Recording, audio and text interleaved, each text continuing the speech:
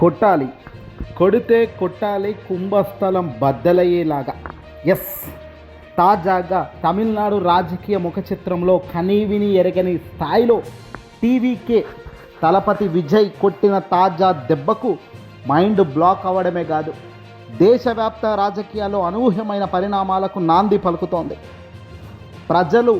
ప్రజల నాడి పట్టుకోవడంలో ఎప్పటికప్పుడు పాస్ అవుతున్న వాళ్ళు కొందరైతే, అంచనాలు తారుమారవుతున్న వాళ్ళు చాలామంది ఉన్నారు. ఒక పార్టీని పెట్టడం, ఆ పార్టీని ప్రజలకు వెళ్ళడం, ప్రజల్లో ఆదరణ రావడం అంత ఆషామాషి విషయం కాదు. దశాబ్దాల కాలాల పాటు పార్టీని పెట్టి పార్టీని క్రియాశీలక పనులు చేస్తూ పోతేనే తప్ప విజయం రాదు అంటుంటారు. అనూహ్యంగా పార్టీ పెట్టిన ఏడాదిన్నరలోనే అధికారంలోకి వచ్చే అంత పెద్ద అడుగులు వేయడం అంటే మామూలు కాదు. ఉన్న రాజకీయాల్లో చక్రం తిప్పడం అంటే నిజంగా ఆ ధైర్యానికి ముందుగా సల్యూట్ కొట్టక తప్పని పరిస్థితి. విజయ్ తలపతి పార్టీ పెట్టిన కొద్ది రోజుల్లోనే నేడు తమిళనాడు రాజకీయ ముఖ చిత్రాన్నే మార్చేసి అతిపెద్ద పార్టీగా అవతరించిన నాడు ఈరోజు.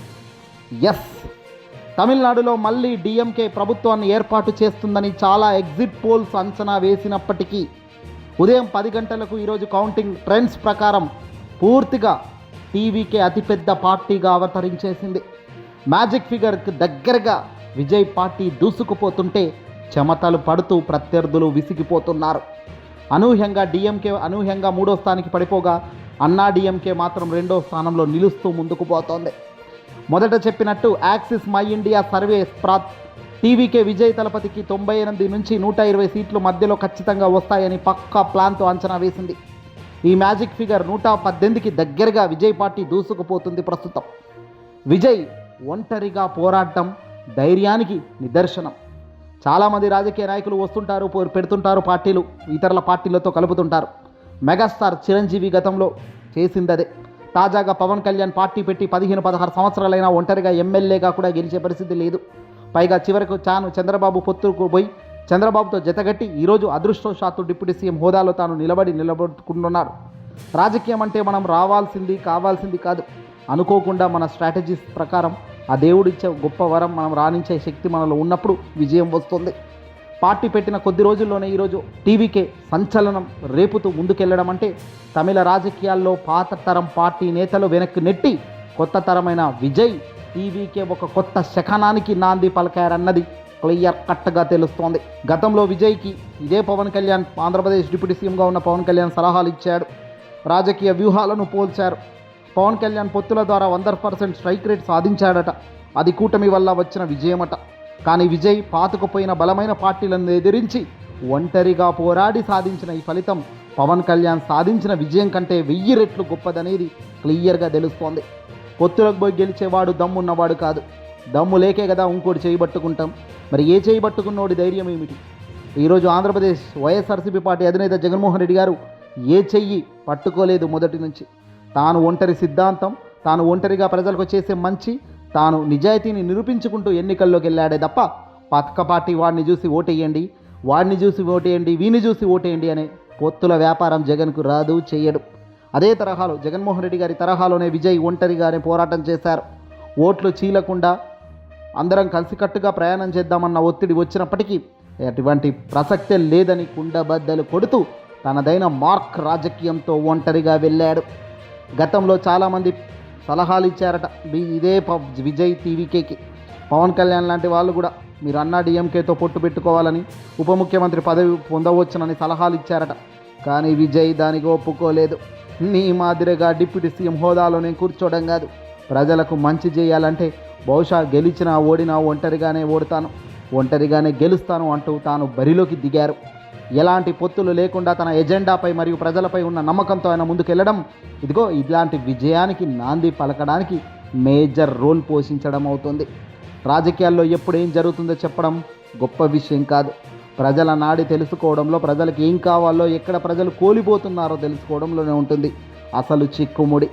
ఏదేమైనప్పటికీ కూడా నేడు తమిళనాడు రాజకీయాలు అతిపెద్ద రాజకీయ అనుభవం ఉన్న డిఎంకే కానీ స్టాలిన్ లాంటి వ్యక్తులను ఎదురుండి నిలబడి గెలిచిన వ్యక్తి విజయ్ తలపతి.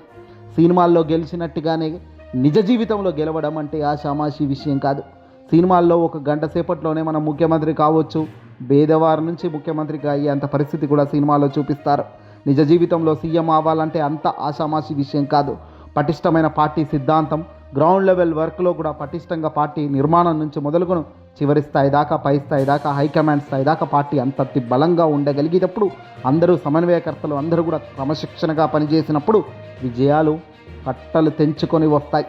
ఈరోజు అదే మాదిరిగా పవర్ఫుల్ ఇంపాక్ట్గా మాస్ ఎంట్రీతో జనంలోకి వచ్చిన విజయ్ తలపతి చరిత్ర తిరగ రాస్తున్నాడు అనడంలో సందేహమే లేదు.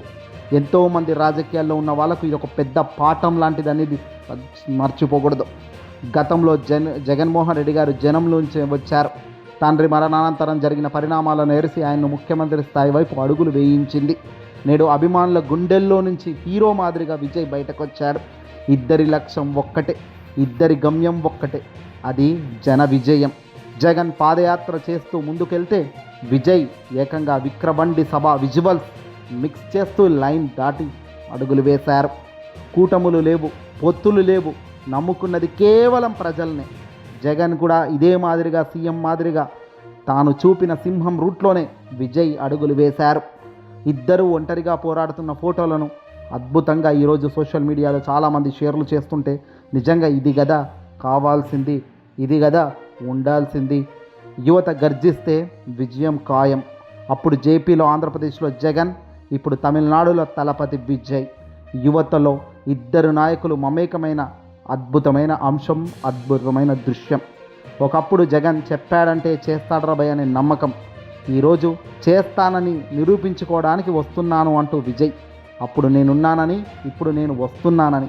ఇద్దరి లైన్ ఒక్కటే, ప్రజలకు మంచి చేయాలి.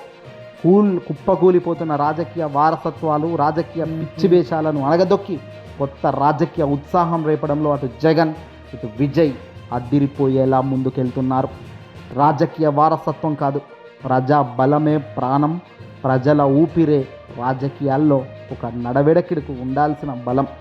జగన్ సృష్టించిన ఆ సంచలన సునామీ నేడు విజయ్ తలపతి పునరావృతం చేస్తూ అడుగులు వేస్తున్న తరుణం చూస్తుంటే రాజకీయాల్లో ఉండాల్సింది దమ్ము, గుండెల్లో దమ్ము, చేసే అడుగుల్లో ధైర్యం ఉన్నప్పుడు ట్రెండ్ సెట్టర్స్గా, గొప్ప లీడర్స్గా, లక్ష్యం పెట్టుకొని ముందుకు పోయే వ్యక్తులుగా ఈరోజు ప్రపంచం ముందు నిలబడతారు. జగన్ ఫార్ములాను ఫాలో అవుతున్న విజయ్ తాను కూడా వైఎస్ఆర్సీపీ పార్టీ జగన్ అంటే చాలా ఇష్టమని, తన ప్రచారంలో సైతం, ఎన్నికల ప్రచారంలో సైతం జగన్ గారి ఫోటోను పట్టుకొని ప్రచారం చేస్తూ జగన్ను చూసి నాకు ఓటేయండి అని కూడా చెప్పిన సందర్భాలు ఉన్నాయి. జగన్మోహన్ రెడ్డి గారు లాగే తల్లికి వందనం పథకంను తాను తీసుకొచ్చారు. ఇంటర్మీడియట్ దాకా, చిన్నప్పటి నుంచి చదువుకునే విద్యార్థులు ఇంటర్మీడియట్ దాకా ఉన్న వాళ్ళకందరికీ కూడా 15,000 నేను ఇస్తాను అంటూ జగన్ మాదిరిగానే విజయ్ ప్రకటనలు చేశారు. ఒక చరిత్రను తిరగరాయాలన్నా, ఒక చరిత్రలో చారిత్మక దృశ్యాలను అవలంబించుకోవాలన్నా ఖచ్చితంగా దమ్ము ధైర్యం ఉండాలి. కానీ అలా దమ్ము ధైర్యం లేని వాళ్ళు పొత్తుల గురించి, చిత్తుల మరి నక్కల గురించి మాట్లాడితే నిజంగా సింహం ముందు కుక్క గెంతులేసినట్టే. ఏదేమైనప్పటికీ కూడా గెలిచిన విజయాన్ని మరింత ముందుకు తీసుకెళ్తూ గొప్ప ఎత్తున ప్రమాణ స్వీకారం చేసి అందరిని ఆహ్వానించి గొప్పగా పార్టీని అవతరించి దేశంలోని అతి పెద్ద లార్జెస్ట్ పార్టీగా వైఎస్ఆర్సీపీ పార్టీ, ఇదిగో ఈ టీవీకే పార్టీ లాంటివి ప్రాంతీయ పార్టీలు పుట్టుక రావాలి.